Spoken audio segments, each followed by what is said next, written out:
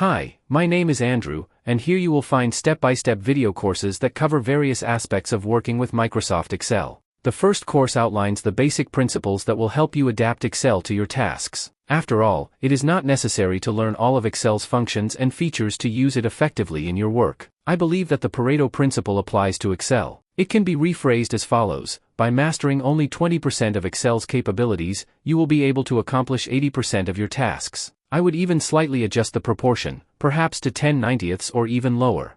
The possibilities of Excel are almost limitless, and what matters is not just how much you know about its tools, but how well you understand the principles of working within the program. Grasping these principles will allow you to easily identify the right Excel functionalities for solving your tasks. Once you have a solid understanding of the basics, you can move on. The second course will be devoted to pivot tables, a powerful tool for analyzing data. Next, we'll explore charts and diagrams, and then we'll combine pivot tables and charts to learn how to create functional dashboards for visualizing large datasets.